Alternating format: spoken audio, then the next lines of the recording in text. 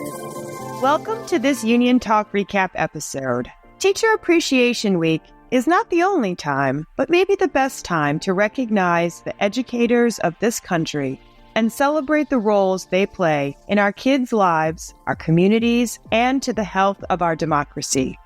Teachers are nation builders, educating the next generations of our leaders, our fighters, our artists, and our thinkers.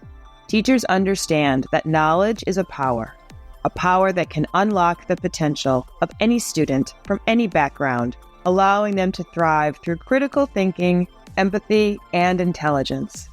In today's recap episode, we revisit our most popular episode to date, when AFT President Randi Weingarten had a one-on-one with the Emmy-winning actress Sheryl Lee Ralph, now known to us all as Barbara Howard, on the hit show Abbott Elementary. So, without further ado, let's dive into this dialogue.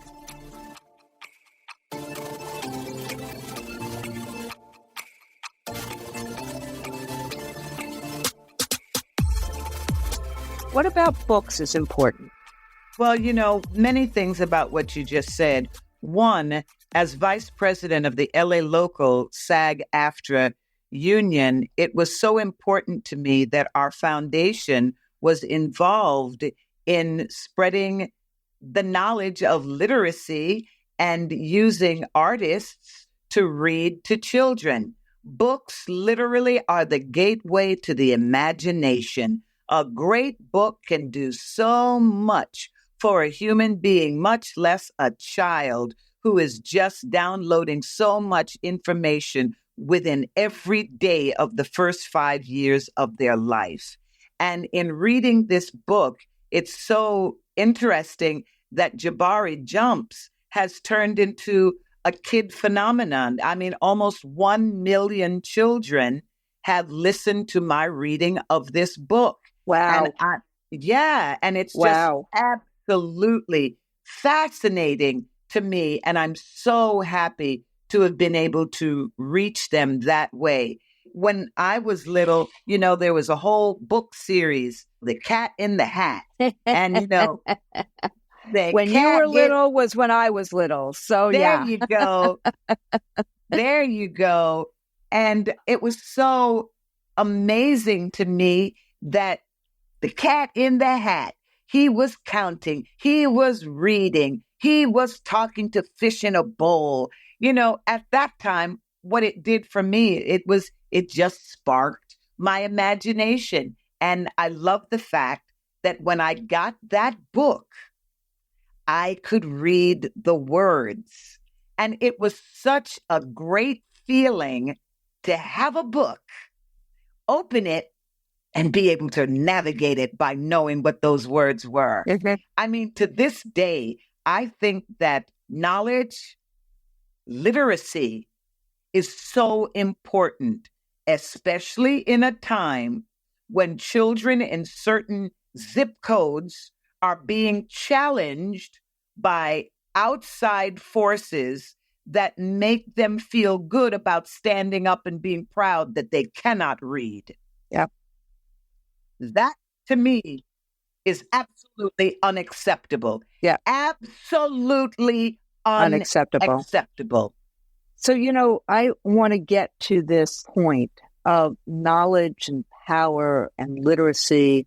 And one of the things we're seeing in the United States these days is that in certain quarters, public education and public education educators are under attack. Now, we know every time billionaires don't want to spend money, whether they don't want to have to pay taxes, they don't want to spend money, they attack schools and they do the privatization routine. And we know a bunch of them, and we have both fought the fight in terms of schooling in Philadelphia. Yes.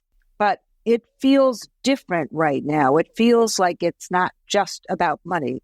It feels like it is about taking away children's identity or taking away an inquiry or creativity or a sense of knowledge.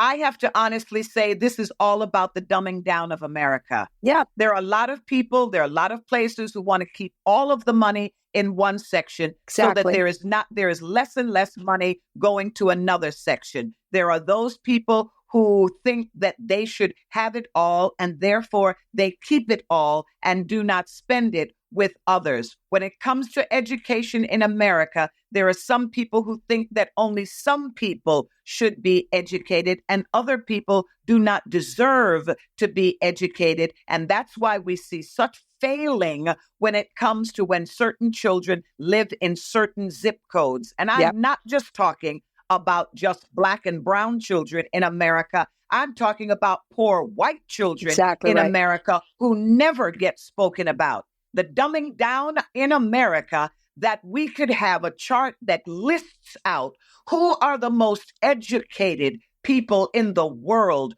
who takes the time to educate all of their children in an equal schedule. Which countries do that?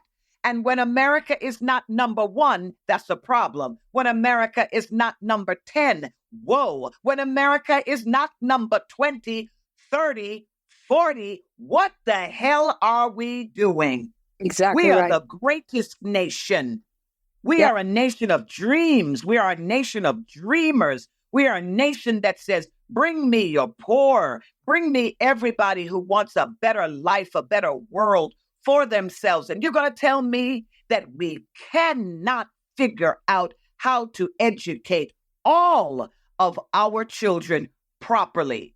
That's why we have so many roadblocks in the higher echelons of politics, because there are some people who are there who have not been educated, who don't even know about the job that they're supposed to be doing. And it is becoming more and more obvious to us and how we as a country, how we as a people continue to choose people who are not skilled for certain jobs is just absolutely baffling to me. Thanks for listening to this Union Talk recap episode. To listen to the full episode, head to aft.org/Union Talk.